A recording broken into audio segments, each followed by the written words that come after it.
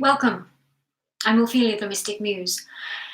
And this is a little follow up to two Facebook pieces I have done on sound immersion, the Crystal Bowl Sound Immersions that I'm holding in Mount Shasta. If you happen to be up in Northern California, in Mount Shasta and Dunsmuir area, this week, Wednesday the 24th in Dunsmuir at Magic Mountain Massage and Wellness, and in Mount Shasta on July the 25th, the Thursday, at the Temple of Intention on South Old Stage Road.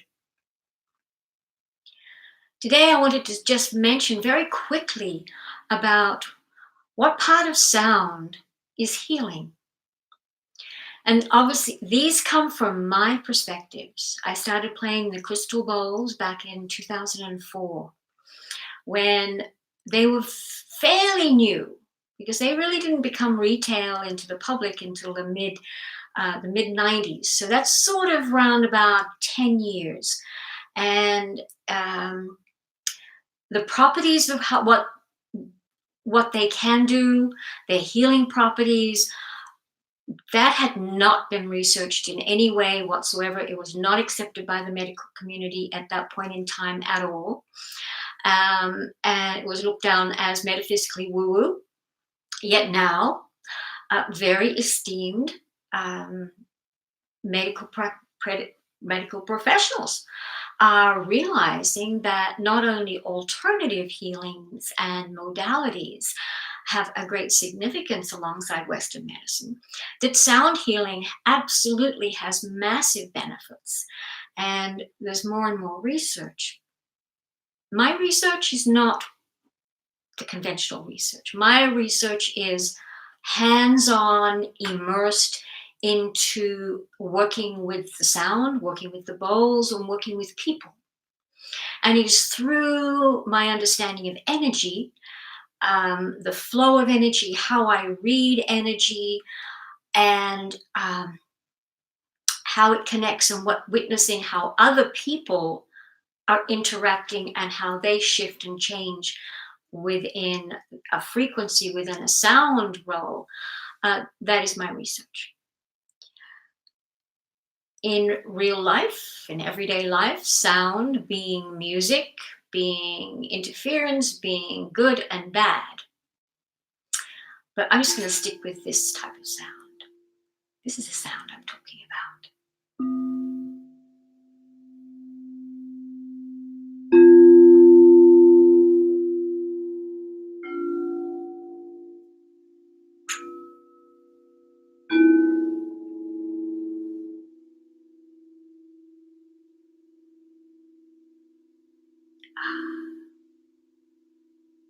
These are crystal balls. And they emerged in the mid-90s as a byproduct of the computer industry. Yes, computers use crystals. And how they got to this byproduct, that part I'm ignorant of. However, what that byproduct must have been fragments and shale and shavings and large pieces, small pieces. That I'm not sure. But a process was developed that melted the crystal, the quartz crystal, at about 4,000 degrees. It was then put into a centrifugal force device and spun at exceeding speeds. And what happened was that this emerged in varying sizes out of that.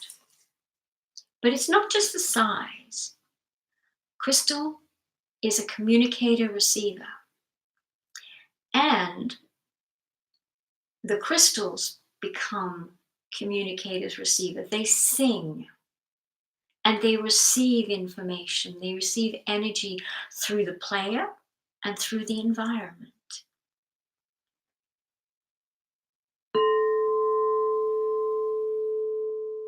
So to answer the question, does the sound, where does healing come from within the sound? You hear the wave. Let me explain. And I will keep all of this very short.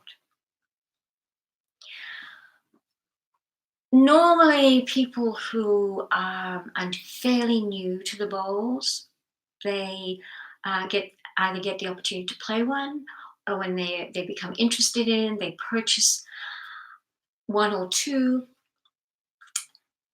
And when they start to play, it seems that the mindset is that the more you play it, the more powerful it becomes.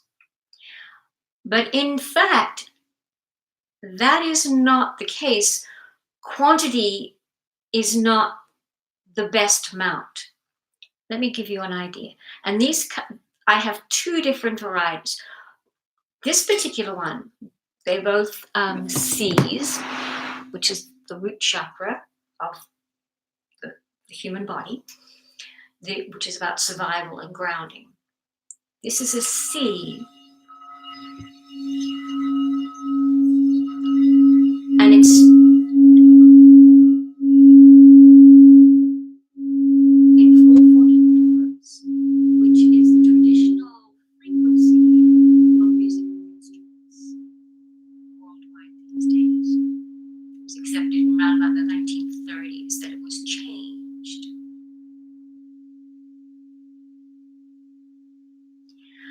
Often people feel that it is the benefit to keep playing and playing.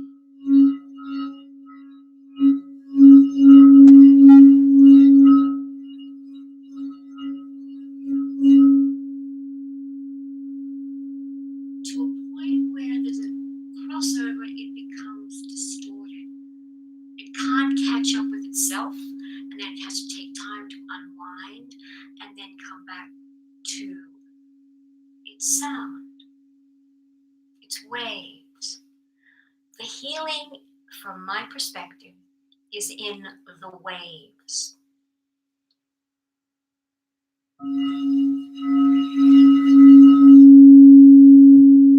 Here.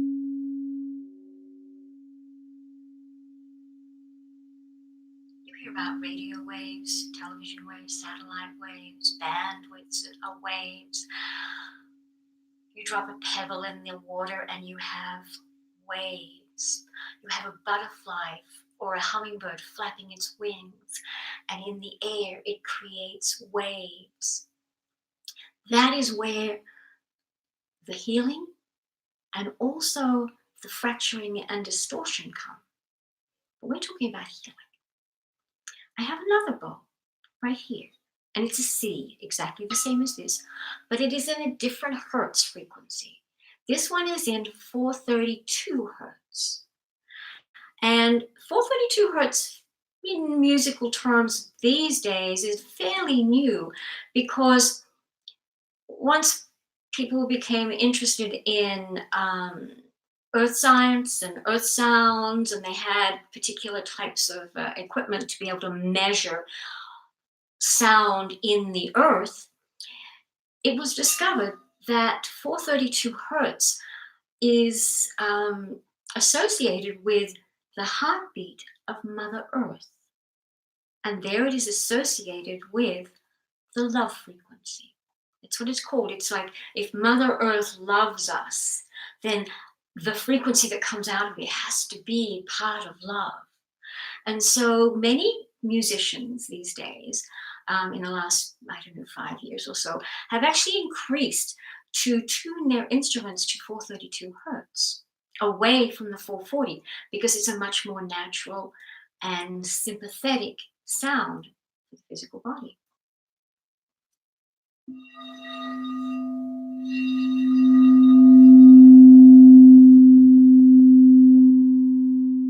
It's much easier to play. Let me play it fast a little bit. Getting distorted. It can't catch up to itself. Now it stops, and now.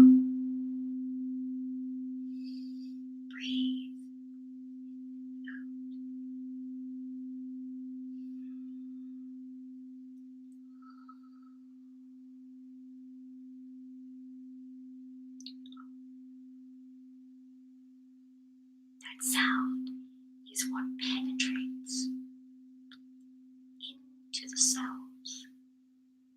It's the waves that penetrate into the cells through the breath and through your breathing, through every cell and molecule of your body, through the skin, through your organs, through your hair, through your feet, everything. And you're pulling in this sound. Now, it may not seem like it does anything just one time listening to it. It's like, okay, nothing's going to happen. But it's over a period of time that the magic happens. Something activates.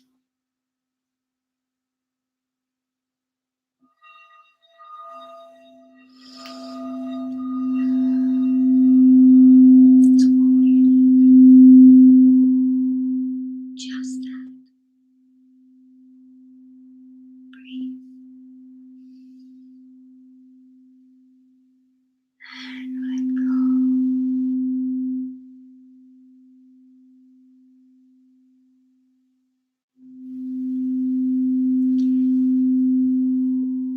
If you would like to know what sound looks like, this type of sound,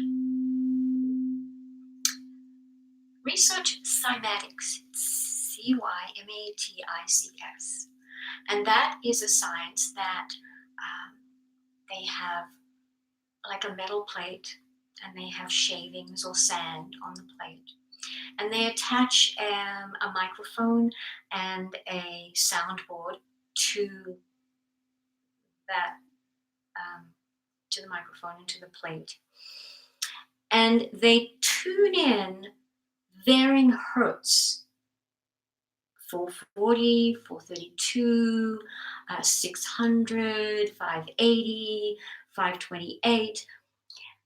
And with each frequency,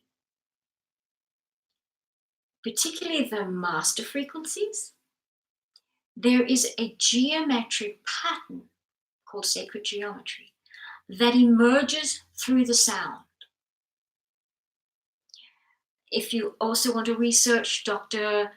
Emoto from Japan, he's passed now, but he did the very first work, very extensive work on the memory of water and the sound and what snowflakes, what drops of water, the crystalline matrices, that accompany thoughts, both positive and negative. So do research on the beautiful photographs on when you have a thought about love or joy or unconditional love or something very joyful and special about someone, then in that thought process, the waters within your body have the ability to create these amazing crystalline matrices for health, for uplifting, for illumination.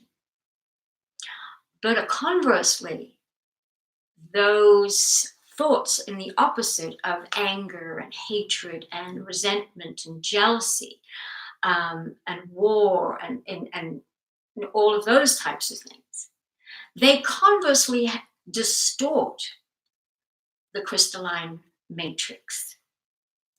And there are examples of those distorted fields.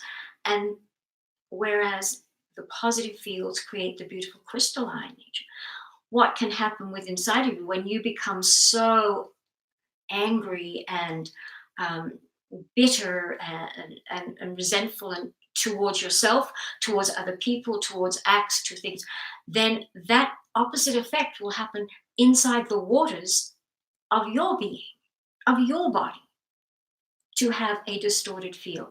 And thus that will create, over time, slow progression of health issues. This is what science is starting to realize, the power of sound and the power of the thoughts. But it's very hard to take it out of the abstract and into the reality of how it works. until we physically get immersed in something and we physically start studying and we start to really see, oh, for ourselves, the realities and the sciences and the metaphysics, which is the physical, it's the science of outside the physical. That's what a metaphysician is. It's a scientist who's outside the physical realm, as opposed to a regular scientist or physician is in this realm. So, where does the sound begin healing?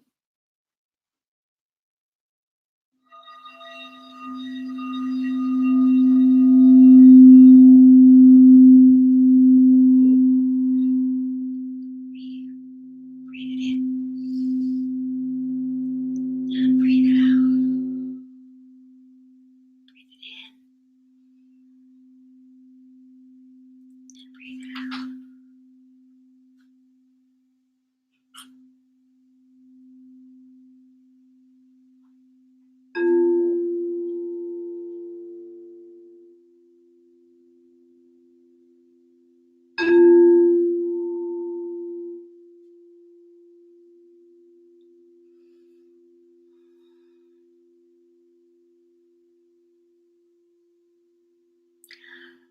So, if you are in Mount Shasta area this week, Thursday, Wednesday, and Thursday, there are sound immersions. I will post more information on where and how, and we will do more teachings on sound, on labyrinths, on energy healing, on life forces, on integrating things with everyday life. My training is vast, my experiences are vast, and it is time for me to share my knowledge with others that come, and this comes from our, all comes from experience, witnessed witnessed experience. I have seen amazing things that I never thought would be possible.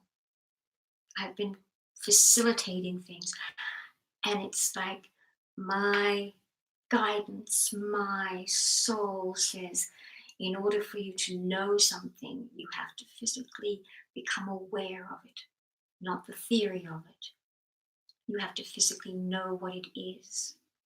And so I have my part of the experience. And I will share these things with you. So until we meet again, you can, you can get to know more about me on my website, Ophelia, themysticmuse.com. And I am in Mount Shasta in Northern California. It's a great, big, beautiful, little tiny town with a great big 14,000 foot mountain.